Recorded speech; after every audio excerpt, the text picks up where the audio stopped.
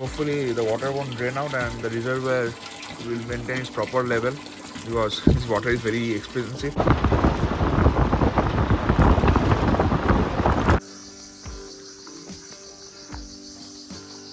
This is the most vital thing you can get in field. The water problem is kind of a big deal here in northeast, the hills, because since these are all inaccessible areas, people do face a lot of problems. I mean, there's no tap water, of course, but somehow, I mean, we can arrange water from the the streams, the rivers, and that's why, as you can see, at my back, there's a 1,000 liter capacity tank, and we need to pay for it. So that vehicle, that pickup truck, usually brings water for us, and we fill our this water drum, the reservoir which is at the back. So this is how it goes here in northeast, especially in the hills. This water problem is a total, is a big issue over here. So if you're planning to visit for some work or some like holidays, do try and conserve water, because it's like just like an asset in these areas. So I'll just show like how the water is getting filled up in our drums, the reservoir, the tanks from these vehicles by means of a pipe. This is the big, the water drum. I don't know whether it's called a drum. I think it's just a tank or some reservoir kind of thing, the plastic ones. And there's a big pipe which is getting connected, and it is straight flowing into our blue drum, the blue water drum, where we keep our water. And there's another one at the back. Let's show you.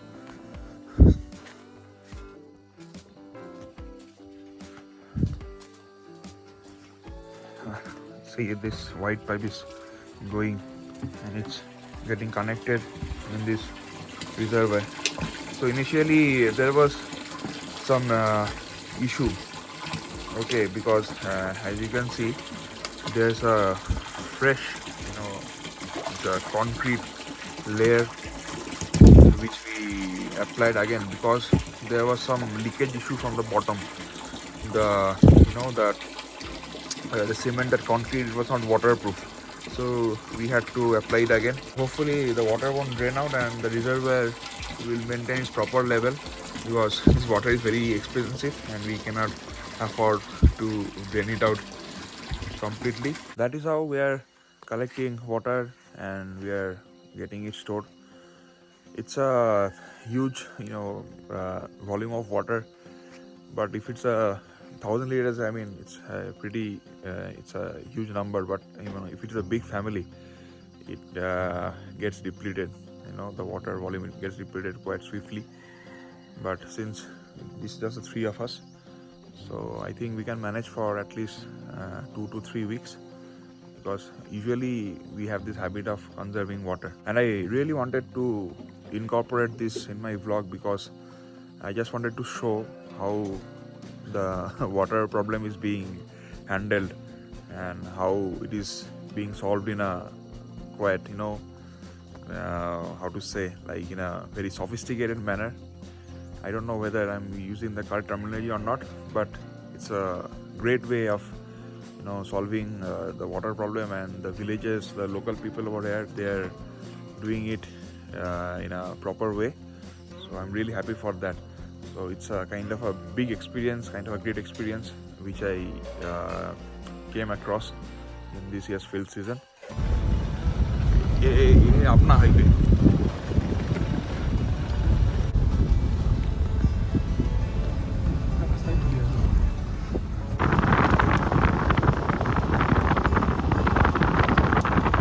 Peren district is known for its dense vegetation, and now I can clearly understand why. As you can see in my background, these are all hills and valleys, and they are all cladded with dense forest and vegetation.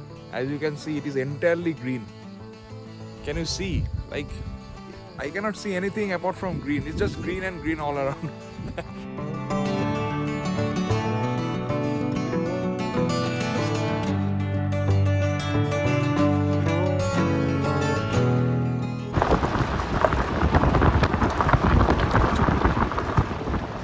classic example of valley. I cannot comment whether it is U or V-shaped, but according to me it's V-shaped maybe. We all have read in our geography textbooks U and V-shaped valleys. Like the V-shape forms in the upper course when the the undercutting is more, and when it comes gradually to the lower and middle courses, it takes the form of U because the side cutting is more because the velocity of the river decreases.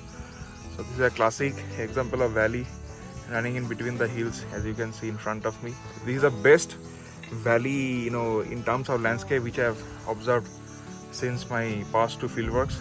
So I decided to include it in my vlog. This is a classic one.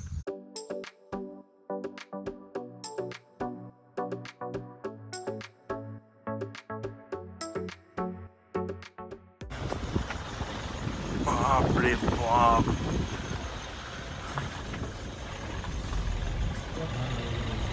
Ice can do justice.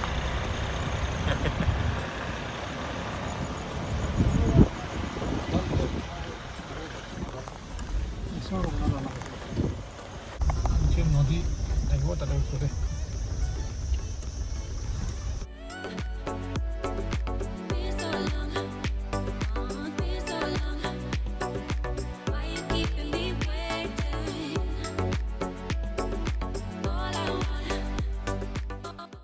We came across this plant. I don't know.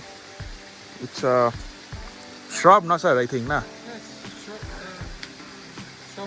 Shrub, na?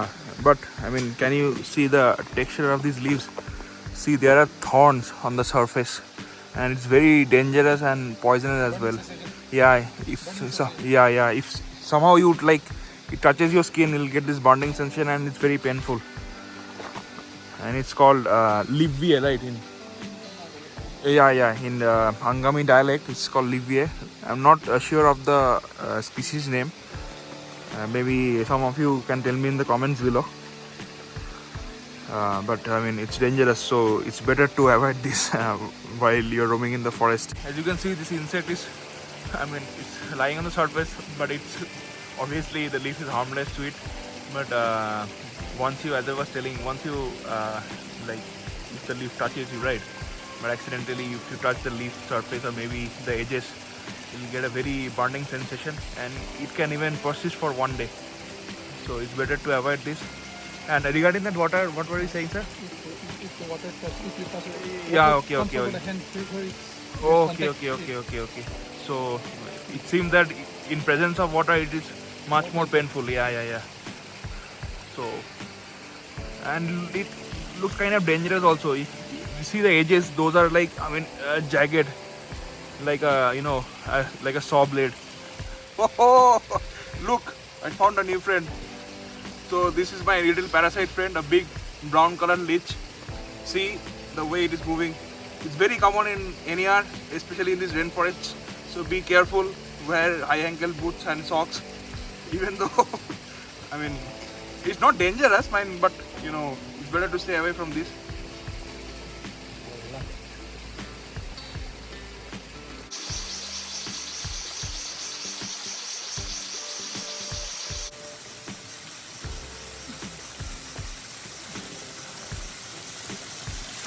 This is the most vital thing you can get in field.